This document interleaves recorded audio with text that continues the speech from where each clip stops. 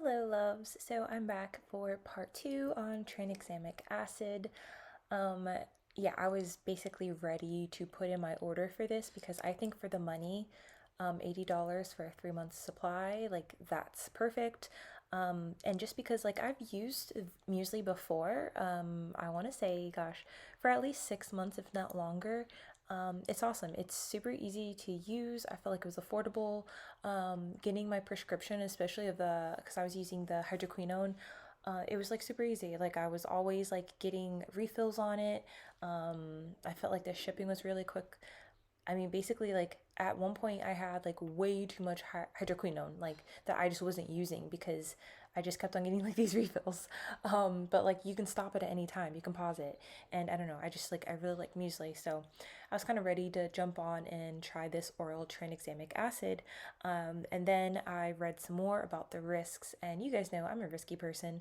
I love using my body as a guinea pig, and that's basically what this entire channel has been. Is just me doing, just doing things on myself that maybe there's not enough like information on the internet about.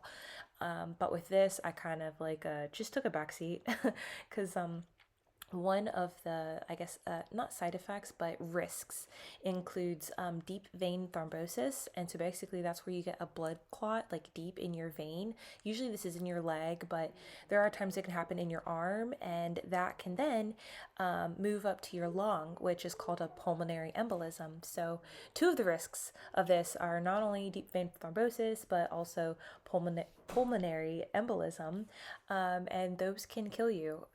Those can cause you to be disabled if they're not gotten to quickly enough. And this is something for me that I have family members who have been on birth control because that is another thing that there's a high risk of getting blood clots. I've had family members on birth control who have gotten pretty sure at this point it was deep vein thrombosis, and yeah, it almost killed her. She was rushed to the hospital, and doctors and nurses saved her life.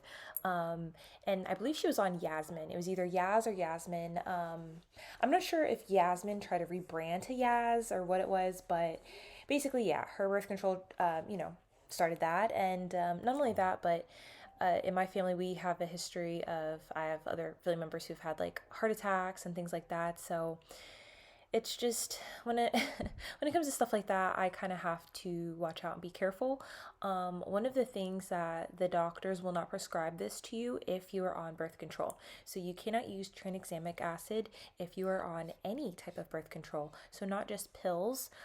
They won't prescribe it to you if you're on patches, birth control rings, or birth control injections.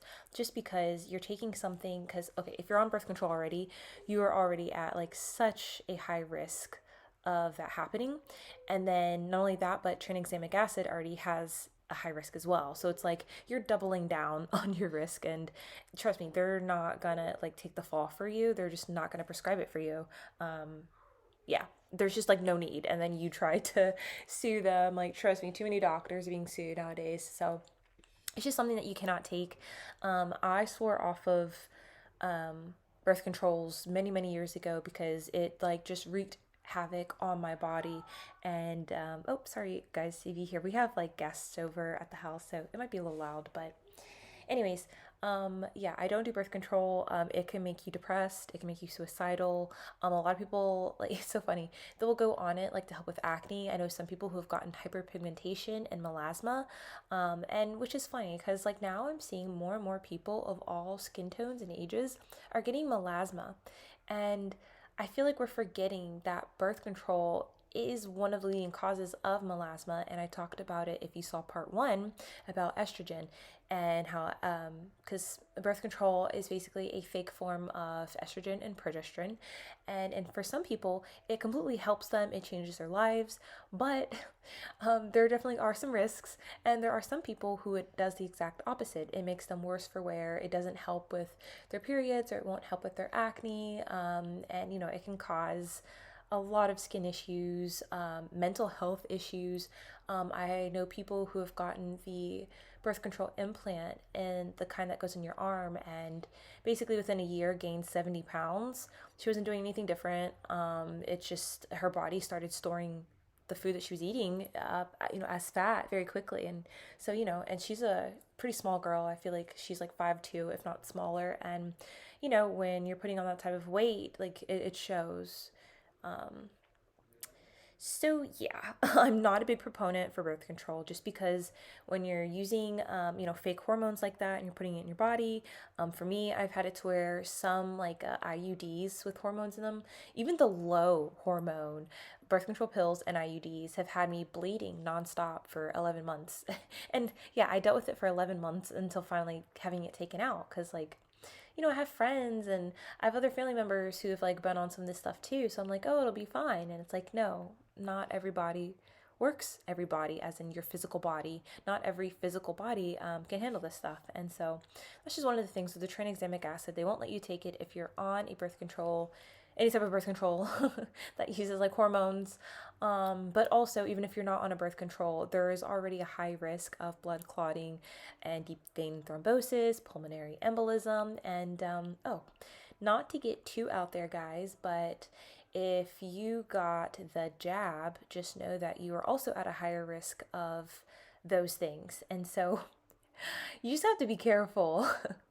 There's already like more I just like feel like I'm seeing just like more younger people and healthy people like having heart issues, and also they're the ones who like got the jab. And I don't know, you guys are just like layering on like just risk on top of risk on top of risk, and I'm not about to do it. So that is why I myself am not cut out for tranexamic acid. That does not mean that you are not. It's just with my genetic history, it would not be smart for me.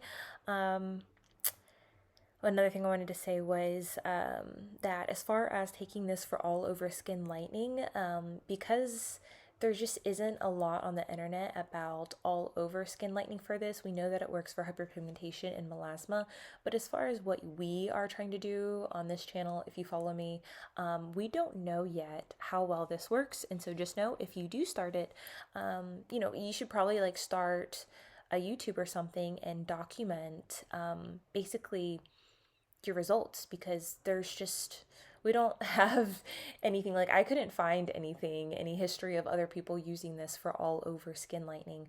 I've just seen it for melasma. We know it works for that. We know it works for hyperpigmentation, and it's kind of like I've used other things that I know works for dark spots and stuff like that, but I don't feel like lightened my overall skin tone. So yeah, we'll just have to figure it out.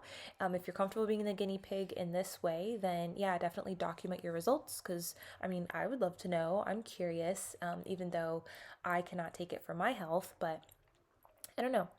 There's, like I said, this is like way cheaper than glutathione. It's just we don't have enough, I guess, documentation of people using it in that way. Also, another thing I was worried about is that it hasn't been prescribed for using every day for like 6 months to 12 months. So we don't know what those long-term repercussions might be.